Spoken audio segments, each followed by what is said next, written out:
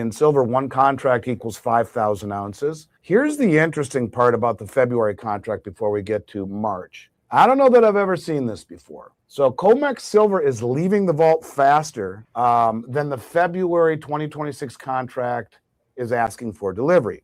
What do I mean by that? So far, for the month of February, cumulative deliveries have been 4,639 contracts. That equals 23,195,000 ounces. All right, so those are the deliveries, right?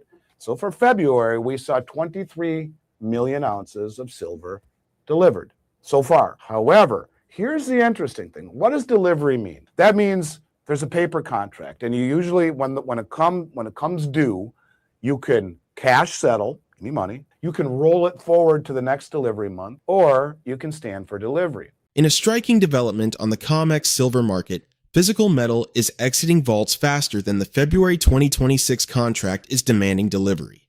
So far, 4,639 contracts, equal to 23,195,000 ounces, have stood for delivery, yet vault outflows appear to exceed that total, raising questions about tight physical supply versus paper positioning. On the COMEX, traders can cash settle, roll contracts forward, or take physical delivery. Market analyst Andy Schectman suggests this divergence may signal growing investor preference for tangible silver over paper exposure, a trend that could reshape precious metals markets in 2026. Now, we present the clips from Andy Schectman's interview. Before we continue to discuss this, please subscribe to our channel and activate the bell icon for timely updates. Thank you, and enjoy the video. There have been 23,195,000 ounces that stood for delivery in the month of February, and there's 4 days left, and then it's over, and then we go to March. Here's the interesting. The actual February withdrawals, the metal that left the vault, is 164% higher than the February 2026 delivery. 38,082,934 ounces have left the building. Elvis has left the building. 38 million ounces left, 23 million ounces were delivered. How does that work? They're taking more metal off the exchange than is even being delivered. They're pulling metal out of maybe the eligible category. It's leaving. That metal's never coming back. When you move 38 million ounces by truck out of the COMEX warehouses, you think that stuff's ever coming back?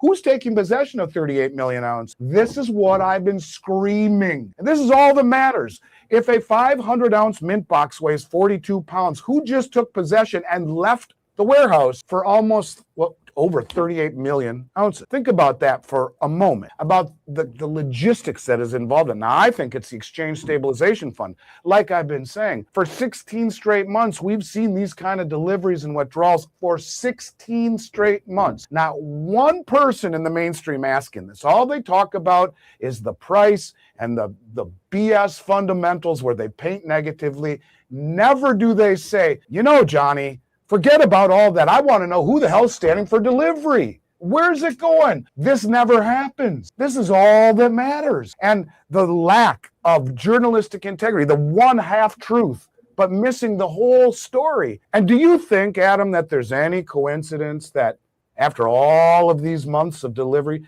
and all of these months of metal being pulled off the exchange, just by coincidence, it's now critical. We're going to call it critical. And we're going to put a state-sponsored price floor under it. And you know what? Just for good measure, we're going to accumulate a strategic stockpile. So all I can simply say to you, now that's February. Let's talk March for one moment. Let's say Tesla, they'd leave it in the Brinks vault or move it to, in certain points, to the manufacturing facility where they make the cars and the batteries. But if I'm the Exchange Stabilization Fund, it's going, I don't know, is there a vault under the White House? Who knows? Who knows where? Is there a vault under the Pentagon? Who knows? And that's a fair question. I mean, how... Well, there just aren't that many places you can store this much silver other than in a professional Brinks vault, or if you're a government, your secret bunker lair. Yeah. Well, and what's 38 million times 80? What is that? 38 million ounces times 80 in terms of dollar value is what? What would that be? I think it's 2,400, whatever, if you're multiplying 80. Well, let me just, I can't even do or 38 by 80. But yeah, here, I'll do it. You talk. I'll 38,082,934 times 80. Let's just call it. What do you get? It's roughly 3,000. So if you're at millions, what is you're that? You're talking billions and billions and billions of dollars. Yeah. Right. Yeah. Okay. So, but we've seen between 40 and 7, roughly 40 and 70 million ounces delivered every single month going all the way. And so, and a lot of it leaving. And ask yourself, where the hell is it going? Who's taking possession of it? Dollar-wise, logistics-wise. Oh, but that's right. We just classified it critical. It's just a complete and total coincidence. What can the Exchange Stabilization Fund do? Who are they? Branch of the Treasury. I can do this if I'm the Exchange Stabilization Fund without telling anyone. Why? It's national security. What do we just call silver? A critical mineral for national security. Oh, that makes sense. So in my mind, this is akin to the Strategic Petroleum Reserve, right? We're creating a strategic silver reserve. We're just not letting the world know that yet. And you can. That's exactly right. And because remember, it's tariffs. That's why all the metal came back to begin with. That's what they want you to believe in the mainstream. It's just tariffs. No, it's not tariff. And the way that this has always worked, just so you know, when you look at Tom Luongo's theory of saying Trump believes that the European, this Tom's theory, and it's interesting. He thinks the European aristocrats were behind the color revolution and the perception of elections. That's what he believes Trump. And when you look at the fact that the banks, so there are 8 Western banks that for 30 years have in collusion suppressed the price of silver. There's 1,000 commodities or so traded on COMEX. 8 Western banks forever have maintained the largest concentrated short position of any commodity ever traded, ever, on COMEX. Massive silver withdrawals are shaking the futures market as 38 million ounces exit COMEX vaults in February, 164% more than the 23,195,000 ounces standing for delivery. Analysts question who is taking possession and why physical silver is leaving faster than contracts require.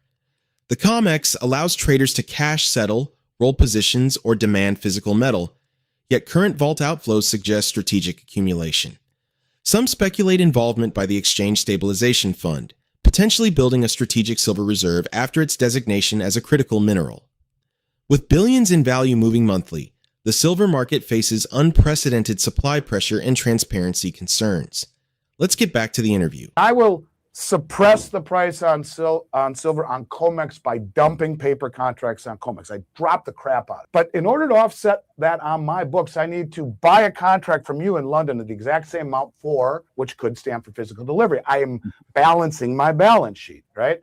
But the only place the price is affected is in New York. So by selling in New York, I drive down the price. By buying a contract for physical in London, I'm not. So in going back to the way it used to be, less than 1% stood for delivery. So once in a while, I would call you up and say, listen, man, I got to have some of that metal sent back. There's going to be some settlement.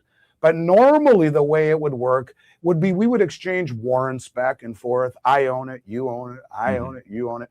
But sometimes metal goes back and forth, exchange for physical. Sometimes they're legitimate deliveries. So this time around, I think Trump said, you tell them all it's tariffs. You tell every one of them the game is over and they're in trouble. Who is left holding the bag? Who is left exposed? According to the article by the Economic Times, it is the European banks and those in Canada that the U.S. has become net long. Now, what does net long means? It just means more long than short.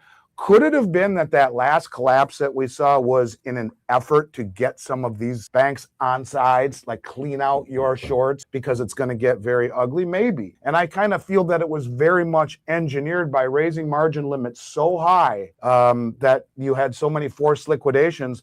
And it's ironic. You'll tell me how ironic this is. So when you talk about the margin limits, if you go back to a couple weeks before Christmas, it might have been $16,000 for us to hedge a 5,000 ounce silver. We normally have 2 million ounces in our warehouse. So if you can hedge 5,000 ounces for $15,000, if you have several $1 million in a margin account, you can have a $2 million a 2 million ounce inventory hedged ounce for ounce. But then they moved it up to 18,000 right before Christmas, 21,000 the day after Christmas. Now it's just under 50,000 to hedge 5,000 ounces. If you don't have $50 million in your margin account, good luck. And so not only has it made it very expensive to hedge, this is what has gummed up the refineries.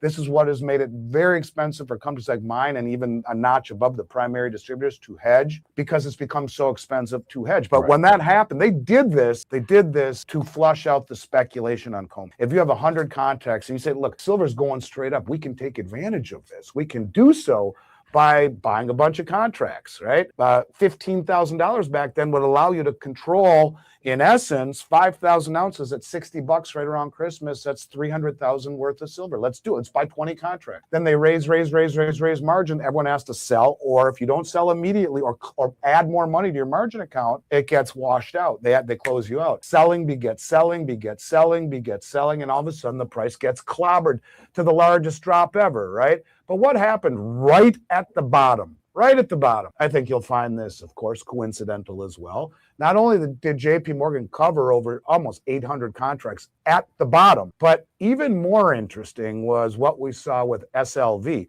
With SLV, we saw 38 million ounces of silver delivered at the bottom into SLV. But if you look at the way that the prospectus reads, it says that there might be a lag between share issuance and metal coming in. Mm-hmm. So they buy it at 100, or they sell the shares at 100, and then the minute it hits the bottom, oh, here's your 38 million ounces that we sold $30. So the games that have been playing have allowed, in my mind, and not only that, the metal is taken from the open market and delivered to SLV warehouses. And who controls the SLV warehouses but the big commercial banks, who can then drain metal, which we see it all the time through what's called share redemption. You can drain metal out of SLV without anyone seeing. It's far more opaque. We are seeing an effort by the biggest money in the United States to get on sides, leaving exposed the European bank, the ones that are supposedly offsides. And all I can tell you is that if it's true, so remember, we would go back and forth and say, and I would have said to you, Adam, listen, I got to cover this short. Don't worry. These are one-way tariffs. He's crazy. This will blow over. We're going to send the metal back. Don't worry. Just like we always have for the last 50 years. Ain't coming back. They reshort it. They hoodwinked them, They hoodwinked them into sending the metal back to reshore. It wasn't about tariffs. It wasn't about arbitrage. That was the ruse to reshore. And now that metal is just leaving the vault and getting it out of the way. JP Morgan, not too long ago, took a whole bunch of metal that was registered and moved it outside to a completely different category, which is outside the entire COMEX ecosystem, still on their balance sheet, but is no longer deliverable. Silver market volatility is intensifying as margin hikes and paper shorting reshape futures dynamics. On COMEX, aggressive paper selling can suppress price, while offsetting physical purchases in London Balance Bank books without lifting U.S. quotes.